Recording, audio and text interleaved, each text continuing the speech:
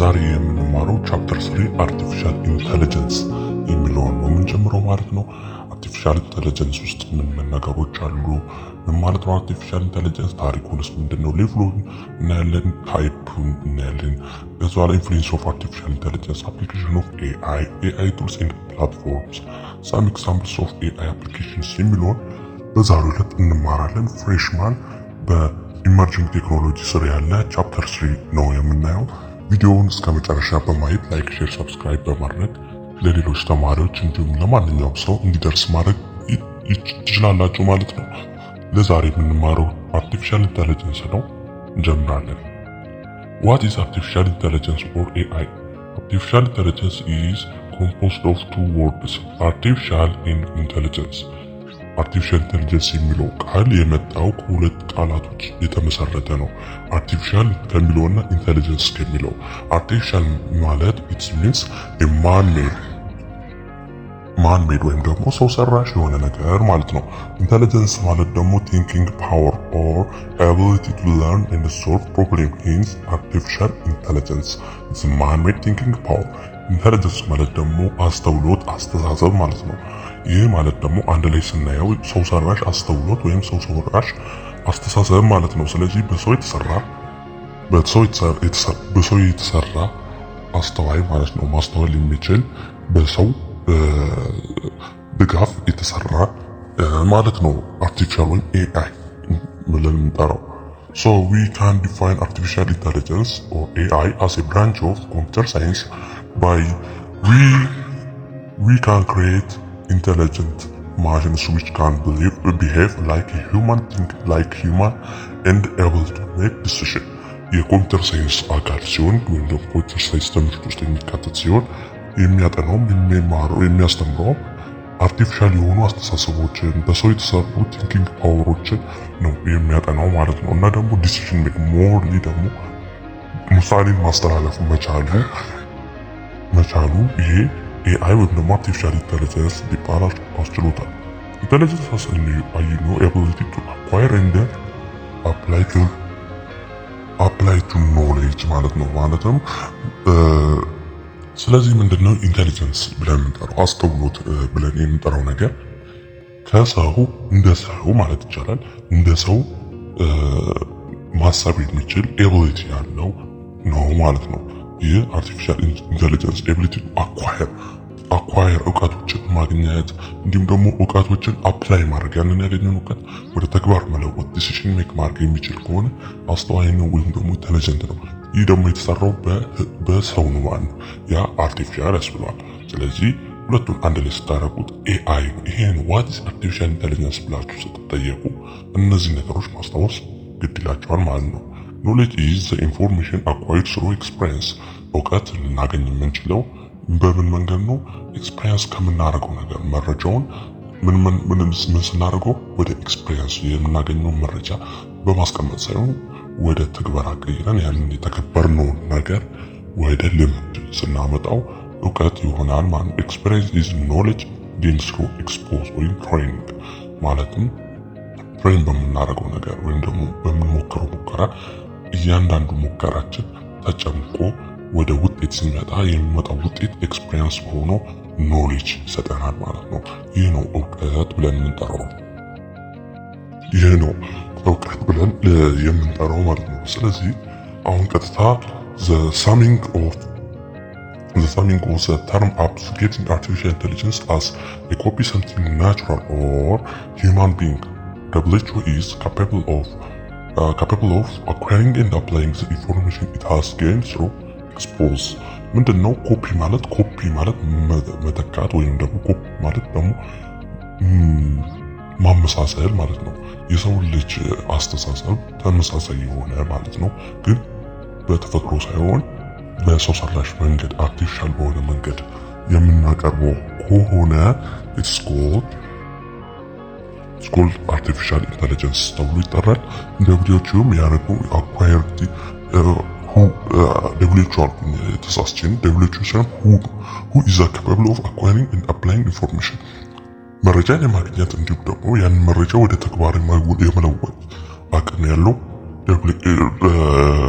ኤአይ ነው ማለት ደብሊቹ አይደለም ለማለት የተፈለገው ሁን ዛሱ ለምንለው ማለት ነው። ቅድም ተሳስቼ ነው።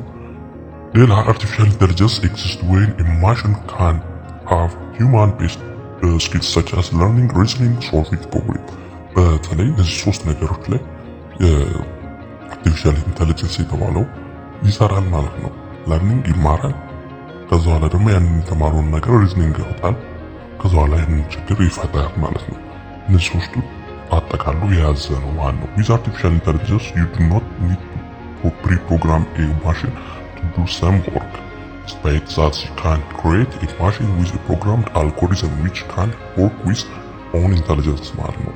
ምንድነው artificial intelligence pre-programmed አያስፈልገውም ብሎ ነው የሚናገረው። ግን ፕሪፕሮግራም ባያስፈልገው ፕሮግራም ግን መሆን አለበት።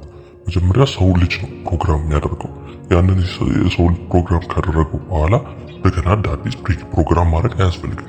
ምክንያቱም ፕሪፕሮግራም ተደርጓል ማለት ነው።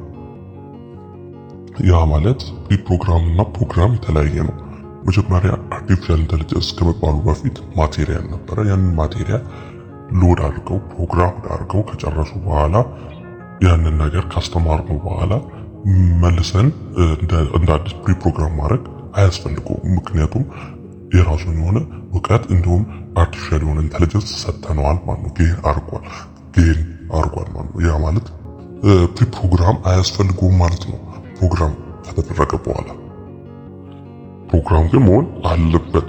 ኤአይ ኢዝ ኤ ፕሮግራም መሆን አለበት።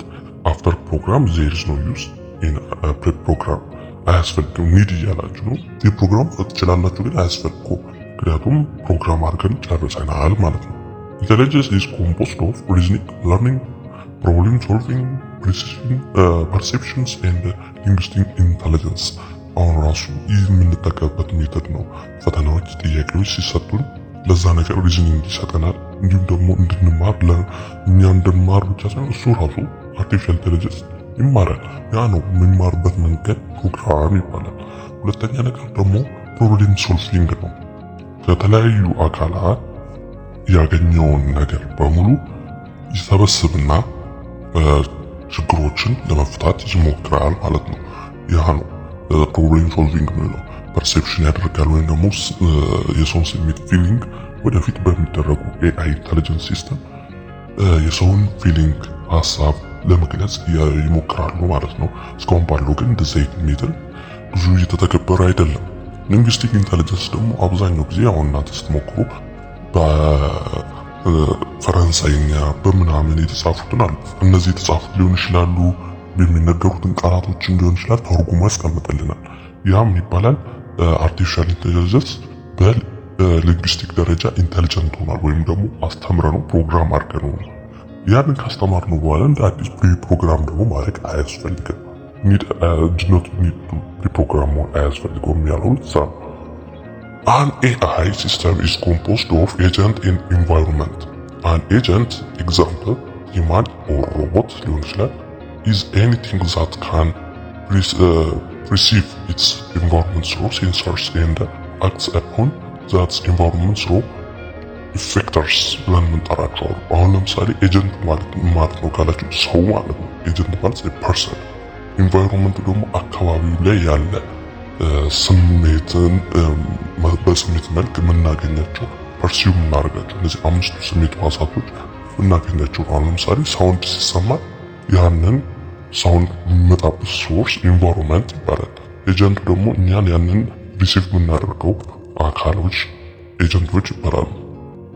ሶ ዛትስ ኤጀንት ሂውማን ሮቦት ወይም ሊሆን ይችላል፣ ሮቦትም ሊሆን ይችላል።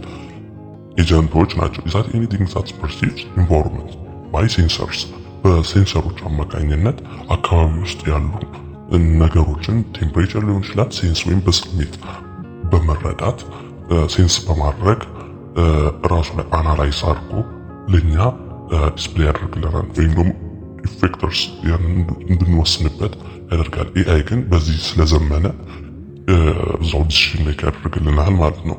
አሁን ለምሳሌ አካባቢ በኤአይ የሚሰራ ስዊች ኦን ኦፍ ቢኖር አሁን መብራት ማጥፊያ ማብሪያ ቢኖር በኤአይ የሚሰራ ከሆነ ያ ኤአይ በሚሰራበት ጊዜ አካባቢውን ያለውን ሴንስ ያደርጋል። ብርሃኑን እና ጨለማ መሆኑን።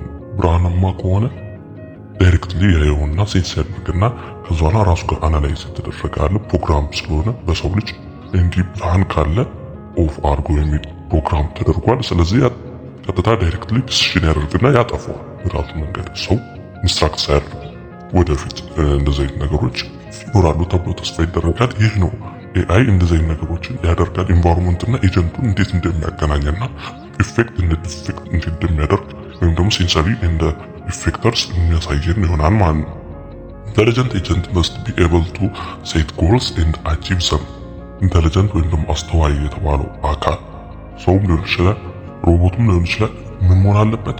ጎል ማስቀመጥ አለበት። እንዲሁም አቺቭ ያን ነገር አቺቭ እንዲሆን እንዲፈጸም ዲሲሽን ሜክ እንዲሆን ያደርጋል ማለት ነው። ክላሲካል ፕላኒንግ ፕሮግራምስ such agent can assume that is only system acting the world allows the agent to be certain of a consequence of its actions. However, if the agent is not only an actor, that requires that the agent can reason under uncertainty. This calls for an agent that can not only assist its environment and make predictions but also evaluate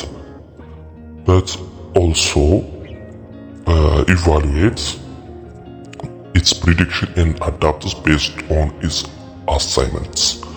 ምንድነው የሚለው ይሄ ክላሲካል ፕላኒንግ ፕሮግራም ብለን እንጠራዋለን። እነዚህ የድሮ የቆዩ አሳምፕሽኖች ናቸው። እነዚህ የቆዩ አሳምፕሽኖች ውጤታቸው ያን ያህል አመርቂ አልነበረም። ሳትስፖንሊ አክቲንግ ዘ ወርልድ አስዩም ደረገው ምንድነው ኮንስኩዌንሱን በማየት ብቻ ነው አክሽኑን ማለት ነው። ግን አሁን ያለው አክተር ግን ለየት ይላል። አክት ያደርጋል፣ መወሰን ይችላል። እንዲሁም ደግሞ ኢንቫይሮንመንት ላይ ያለውን ነገር ፕሪዲክት ማድረግ ይችላል ማለት ነው። ስለዚህ አርቲፊሻል ኢንተለጀንስ ይህን ያህል ከተነጋገርን ማሽን ፐርሰፕሽን ከሚለው ጀምሮ ደግሞ ቀጣይ እንነጋገራለን።